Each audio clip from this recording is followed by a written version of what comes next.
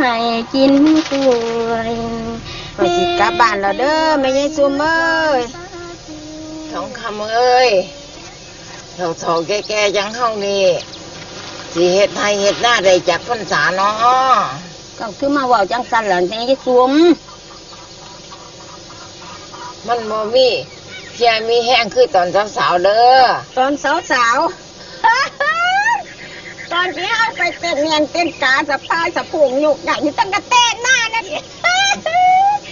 แต่ตอนนี้เราจะยังไหวอยู่เด้อโอ้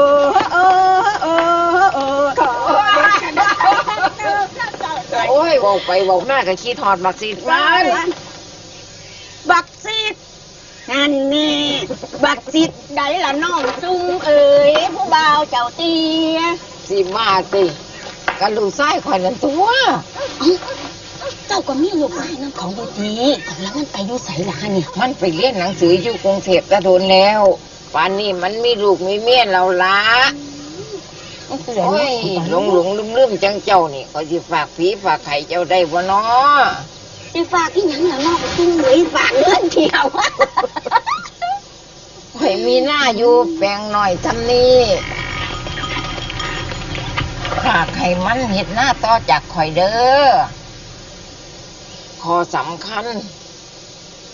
ข่อยบ่เคยได้บอกอีหยังมันจักเที่ยเลยเจ้าสิบอกอีหยังก่อนข่อยสิตาย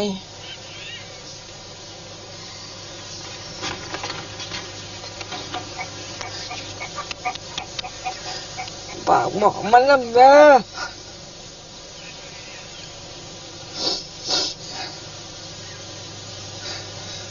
ข่อยหักมันหลาย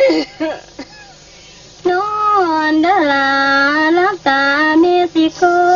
มเจ้าบ่นอนบ่ให้กินกล้วยแม่ไปหวยหาสอนตาสี